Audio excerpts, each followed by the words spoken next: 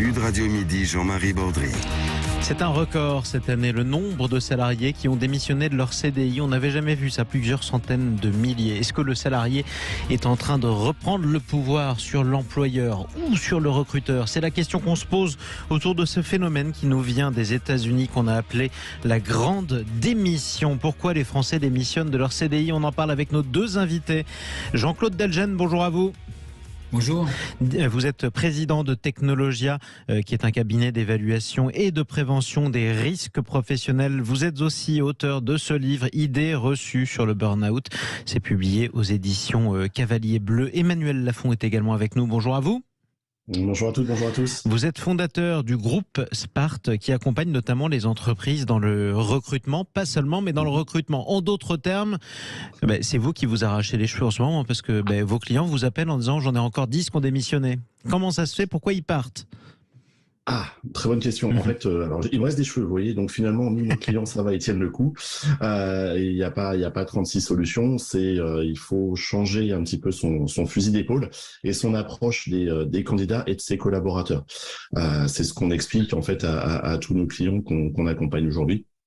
C'est qu'un collaborateur, c'est d'abord et avant tout un porteur de projet. La crise sanitaire que l'on a traversée il y a 2 ans, pendant 2 ans, a modifié profondément certaines attentes des collaborateurs. Ouais. Et puis, et le marché repart, parce que l'air de rien, les entreprises ont quand même pris 2 ans de retard sur leur développement. Les besoins ont aussi évolué, les besoins de recrutement ont changé, et d'un autre côté, l'attente en fait des collaborateurs a aussi changé. Et donc, du coup, il faut approcher différemment les candidats et différemment les gens qui constituent nos équipes aujourd'hui. Alors, on va parler justement des attentes des différents salariés, des collaborateurs. Qu'est-ce qu'on recherche dans son travail? On va aussi en parler avec Jean-Claude Delgen. Mais avant ça, un point économique. Emmanuel Lafont, vous dites finalement, les entreprises repartent, rattrapent le retard accumulé pendant la pandémie. J'ai envie de me dire que si on démissionne plus facilement de son CDI, c'est qu'on se dit qu'on trouvera plus facilement du travail ailleurs. Donc, on n'est pas en crise en ce moment. Non, on n'est pas en crise et aujourd'hui, vous regardez les médias, vous regardez Internet, on vous dit que les recrutements sont repartis à la hausse, que les entreprises ne trouvent plus personne. D'ailleurs, si vous allez faire vos courses, vous allez voir peut-être certaines boutiques qui sont fermées, comme j'en ai découvert une à côté de Perpignan, fermées pour cause de pas de candidats. Donc en fait, ils peuvent pas ouvrir sur les horaires qu'ils veulent, donc ils sont obligés de fermer. Donc on voit que même sur les postes, pourtant je dirais classiques, de vendeurs en boutique, il y a des sociétés qui n'y arrivent pas. Et donc après, de plus en plus, plus on va monter sur des profils de plus en plus durs à trouver, plus effectivement la demande par rapport à l'offre s'inverse et là du coup effectivement ça devient compliqué de recruter la bonne personne, d'autant qu'il faut pas oublier que le coût du travail est quand même assez élevé et que du coup on ne peut pas se permettre de se tromper. Donc c'est vrai que c'est un vrai challenge aujourd'hui de recruter la bonne personne et donc surtout de pouvoir l'attirer et la garder parce que c'est un investissement à long terme. Sauf que la loi de l'économie voudrait que si il y a moins de salariés qui offrent leur force de travail que d'employeurs qui sont prêts à les recruter, normalement le salaire devrait augmenter, le prix devrait monter, le prix du travail justement. Donc ça, on va en reparler aussi. Est-ce qu'il faut payer davantage les salariés? D'abord, Jean-Claude Delgen, les attentes. On est plus prêt à travailler dans n'importe quelles conditions, lesquelles? Ce qu'on peut dire déjà, c'est qu'effectivement, il y a eu une révision du rapport au travail avec la pandémie, si vous voulez, il y a quelque temps, avec la mise en place du confinement en mars 2020. On a eu ce qu'on appelle en termes sociologiques une dysrythmie sociale, c'est-à-dire le fait que les milliers de gens qui ont des habitudes, qui ont des routines et qui sont connectés à des rythmes sociaux, ces milliers de gens-là ont perdu d'un coup ces routines et ces habitudes. Ça a eu 2 effets. Le premier effet, ça a permis à un grand nombre de personnes de réviser en fait leur rapport au travail, de se dire peut-être que je pourrais faire autre chose, peut-être que je pourrais travailler différemment, peut-être que je pourrais travailler à la campagne. Vous voyez, il y a eu donc beaucoup de gens qui ont vu renaître ou remonter des aspirations qui étaient un peu enfouies. Et deuxième aspect aussi, il y a eu pas mal d'angoisse de gens qui étaient donc bordés dans leurs habitudes et qui ont en fait développé une certaine anxiété. On a vu une remontée des dépressions. En fait, ce qu'il faut comprendre aujourd'hui, et ça a été dit, c'est qu'avec l'expansion économique, le retour d'un chômage moins pressant en fait, puisque depuis maintenant 30 ans, on vivait avec un chômage de masse. Ce chômage de masse conditionnait les gens. les salariés devaient en fait arbitrer entre la liberté de choisir un travail et puis souvent la sécurité alimentaire, c'est-à-dire avoir un job subi. La vraie question, c'est pourquoi on a des jobs subis? Pourquoi on a un boulot qui est subi? Alors très souvent, c'est pour des raisons alimentaires, ça peut être par peur du changement, par appréhension du chômage, ça peut être par routine, par habitude. Or aujourd'hui, tous ces phénomènes sont en train de se dissoudre en fait. Le chômage n'exerce plus de pression, donc les gens se disent pourquoi ne pas voir ailleurs. Très souvent aussi, ça a été dit aussi, les salariés, on vient les chercher avec des décruteurs, en fait, des gens qui appellent, qui viennent chercher des compétences en entreprise, ce qui fait que on a une noria aujourd'hui de sortie et d'entrée. Les gens qui sortent, très souvent, ont autre chose déjà. Hein, donc c'est quand même très intéressant. Alors, ce qui veut dire quoi? Ce qui veut dire que ça a été dit aussi par votre invité, c'est que pour pouvoir garantir… Emmanuel Lafont. Emmanuel, pardon. Pour pouvoir garantir en fait un investissement, parce que recruter c'est un investissement, et un mauvais recrutement, un recrutement qui va à l'échec, ça coûte au minimum 50 000 euros, faut le savoir en moyenne. Donc entre 40 et 50 000 euros. Donc pour ne pas perdre 40 à 50 000 euros, il faut garantir de bonnes conditions de travail aux salariés.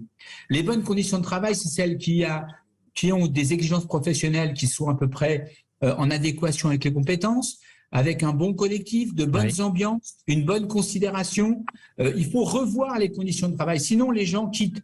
Les jeunes aujourd'hui ne sont pas prêts du tout. Quand il y a trop de tension, ou alors qu'on est trop stressé, ou alors que les horaires sont trop compliqués, ou alors qu'on n'est pas assez payé, ou alors qu'on ne peut pas assez évoluer dans l'entreprise. Bref, ça, c'est des raisons qui font qu'on a tendance à partir, nous dites-vous. Jean-Claude Delgen, vous confirmez, Emmanuel Lafont, fondateur du groupe Spart?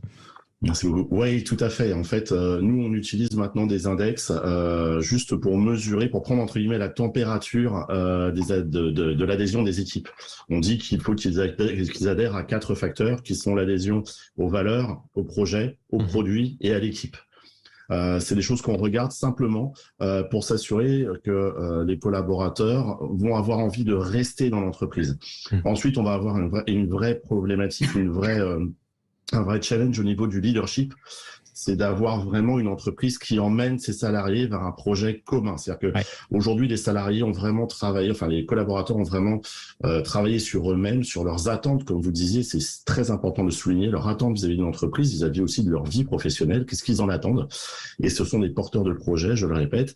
Et il faut effectivement, et d'un côté, avoir une aisance ou un confort, je dirais, d'utilisation du travail vis-à-vis du temps de trajet, la possibilité de faire du télétravail, mais également la possibilité de se reconnaître ou d'adhérer aux valeurs de l'entreprise et en même temps avoir un projet passionnant qui permet de construire son CV ou qui permet, passons l'expression, d'avoir le sentiment de s'investir par passion et non plus par nécessité. Alors, on a eu beaucoup d'anecdotes, notamment ces dernières semaines. Jean-Claude Delgen, d'employeurs, qui disaient que ils étaient en pleine pénurie de main-d'œuvre, des hôteliers qui étaient obligés de fermer certaines chambres, notamment dans le sud, malgré la situation magnifique et la saison estivale, parce qu'ils n'avaient pas assez par exemple, de femmes de chambre. Moi, j'ai lu aussi des anecdotes qui m'ont un petit peu choqué. Par exemple, tel restaurateur anonyme dans tel média qui disait: je fais très attention à la manière dont je parle à mes serveurs, parce que si jamais il y en a un qui prend la mouche et qui s'en va, je sais pas comment je vais faire. Est-ce que aussi on travaillait dans de mauvaises conditions avant dans certaines entreprises? Est-ce que certains salariés étaient tout simplement aussi maltraités parce que certains patrons se disaient que de toute façon, un de perdu, 10 de retrouvé avant? Jean-Claude Delgen. Oui, en fait, oui, vous avez tout à fait raison. On a une situation où perdurent des habitudes qui nous viennent de la période où, quelque part, quand un salarié, en fait, l'a ramené un peu, excusez-moi l'expression, on lui disait, attends, si t'es pas content, tu dégages, il y en a 3 millions qui attendent dehors. Donc, cette période-là, elle est terminée. Ça, faut bien comprendre, elle est vraiment terminée. Alors, elle est terminée aussi, on l'a pas dit, mais il faut peut-être le dire maintenant, parce qu'il y a de nouvelles aspirations qui apparaissent, en particulier chez les jeunes, mais aussi pour les adultes. Par exemple, toute la question de l'environnement, de la préservation de la planète, des activités en fait positives pour la planète. Eh bien aujourd'hui, il y a des nouvelles. Nous, on a fait une grosse étude il n'y a pas très longtemps en Technologia avec France Inter et puis le groupe EBRA qui est un groupe de presse. On a montré effectivement qu'il y avait une tolérance zéro par rapport à des pratiques de greenwashing, c'est-à-dire les entreprises qui font semblant de faire du bien pour la planète. Il n'y a aucune tolérance de la part des salariés aujourd'hui. Donc sur certaines entreprises, mais après, est-ce que ça concerne tous les secteurs? Par exemple, imaginons que je travaille. Ça concerne pas tous les secteurs, mais c'est en additionnant l'ensemble des éléments que l'on voit la mutation en cours qui s'impose aux employeurs. Les employeurs aujourd'hui doivent à la fois améliorer les conditions de travail, améliorer les conditions de recrutement aujourd'hui. Quand vous voyez par exemple, on nous dit difficulté d'embauche, oui, mais une embauche sur 3 est très mal renseignée.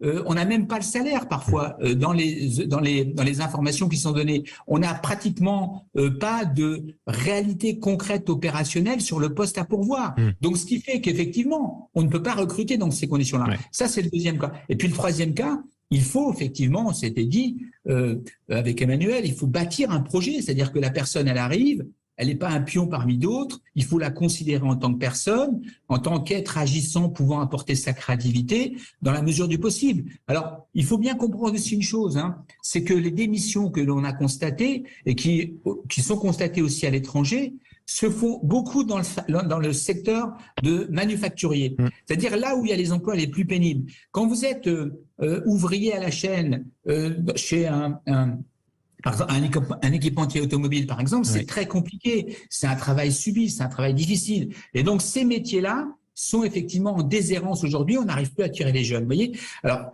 donc il faut voir qu'aujourd'hui encore, on a une représentation du travail qui est déformée. Puisque, en fait, globalement, 67% des Français ont ce qu'on appelle un travail atypique. C'est-à-dire qu'ils travaillent soit tard le soir, soit le week-end, soit la nuit. On a on a 15% des salariés qui travaillent de nuit. Donc, vous voyez, donc, toutes ces questions-là, il faut les intégrer parce que on ne peut pas comprendre l'aspiration au travail si on ne comprend pas la réalité du travail. D'ailleurs, on pourrait avoir une pensée pour tous ceux qui travaillent pour Sud Radio en ce moment. Benjamin Glaise, Marie Hérault pour le Grand Matin été, qui travaillent de nuit. Concrètement, ils sont là dès 4h du matin, il faut le savoir.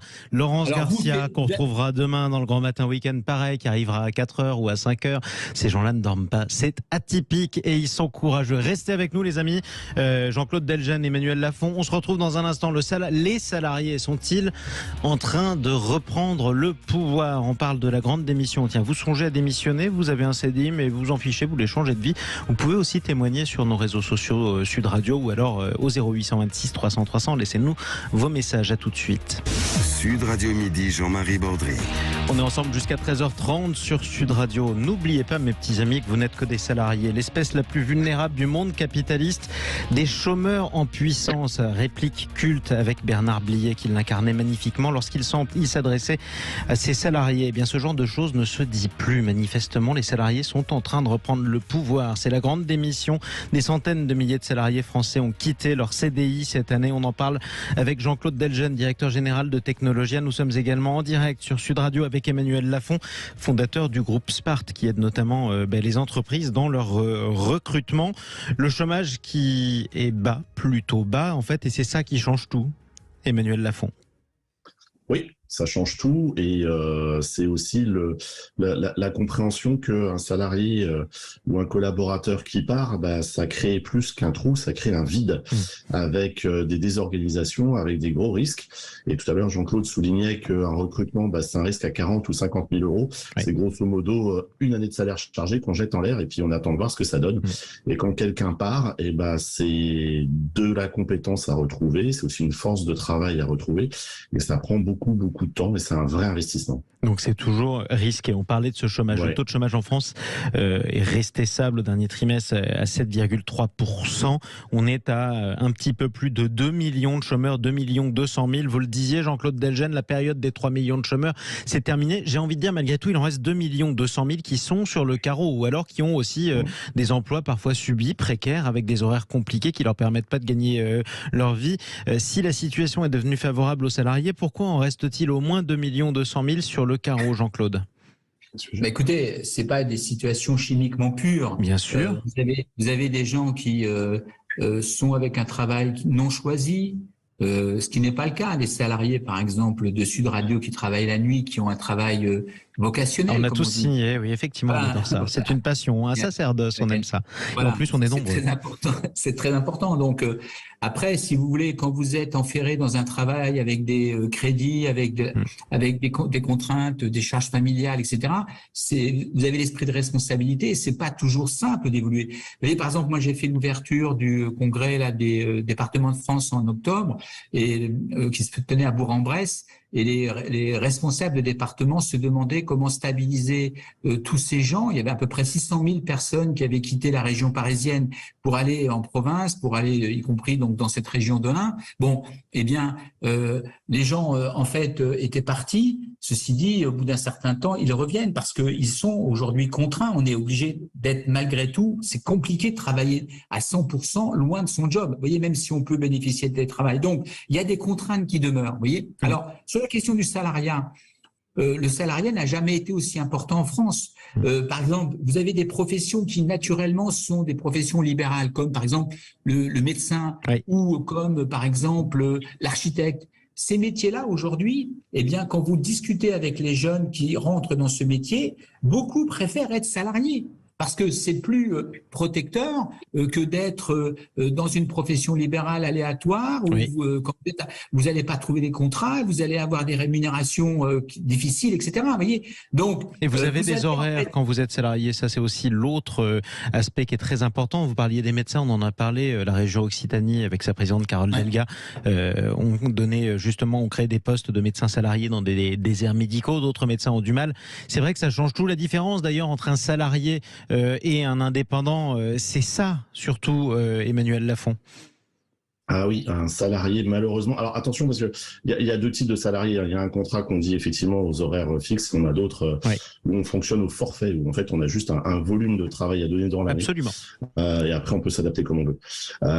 Et puis d'un autre côté, on a aussi une émergence de ce qu'on appelle des freelance, qui sont des gens notamment au niveau des jeunes générations, qui vont cumuler des contrats qui sont plus des contrats de travail mais des contrats commerciaux, c'est-à-dire qu'ils vont s'entendre avec telle ou telle société pour développer un logiciel ou pour intervenir de manière ponctuelle ou suivie mais sur une période relativement courte, c'est 6 mois, 1 an, et ensuite ils vont enchaîner, ils vont aller sur une autre structure avec toujours cette démarche d'échange et eux une vraie volonté d'appréhender, de toujours découvrir ou d'aller de l'avant sur leur métier pour se surspécialiser ou pour acquérir encore et toujours des nouvelles compétences pour construire un CV qui soit vendeur au niveau de leur recruteur. Et là, c'est vraiment de la prestation de service à part entière. Donc, d'un côté, on a des professionnels de la prestation et qui vont réaliser des fonctions de l'entreprise. D'un autre côté, c'est vrai qu'on a une population qui reste, je dirais, enchaînée auprès du boulot, du travail version outil de torture. Et d'un autre côté, entre les deux, on a des entreprises qui doivent vraiment intégrer une démarche de marketing salarial, c'est-à-dire que avant elle cherchait du client, aujourd'hui elle cherche du client et elle cherche aussi du collaborateur. Jean-Claude, on est bien d'accord là-dessus. Elle cherche du collaborateur et ça, il faut adopter la même démarche de satisfaction que ce qu'on peut avoir vis-à-vis d'un client. Exactement. Ça, c'est le travail d'équipe et c'est important. Je vous pose la même question que Jean-Claude Dalgène, Emmanuel Lafont. Qu'est-ce qu'on fait malgré tout? On a dit le chômage baisse, il a baissé, il reste bas alors que la situation économique est pourtant extrêmement inquiétante et qu'on sort d'énormes turbulences. On espère que ça va durer. Malgré tout, qu'est-ce qu'on fait des 2 200 000 qui restent sur le carreau toujours, qui sont les chômeurs français? Alors, je rejoins Jean-Claude sur toutes ces analyses. Je dirais qu'en plus, on a des adhérences au niveau du marché. On a des adhérences notamment au niveau géographique, c'est-à-dire qu'il faut pas oublier, faut aider les gens aussi à se déplacer. Il faut aider les entreprises à communiquer mieux sur leurs besoins de recrutement. Tiens, d'ailleurs, j'en lâche une petite là en ce moment. Je viens de signer un contrat ce matin. On recherche un ingénieur en géothermie et hydrogéologie. Vous voyez un petit peu. Et là, typiquement, dans l'offre, il est prévu 50% de télétravail ou même d'un télétravail quasiment à 100%, ce qui est totalement envisageable. C'est dans quelle région du package. Là, c'est sur Paris, c'est une start-up que j'ai connue au travers d'HEC, parce que j'interviens toujours à HEC. Et voilà, typiquement, on recherche ce genre de profil. C'est un salaire à 40, 55 000 euros par an, donc c'est plutôt pas mal. Oui. Et on a besoin de trouver un ingénieur en géothermie et hydrogéologie pour la rentrée. Il y a un certain nombre d'ingénieurs qui peuvent nous écouter sur Sud Radio, peut-être pourquoi pas du côté du bassin aéronautique autour de Toulouse.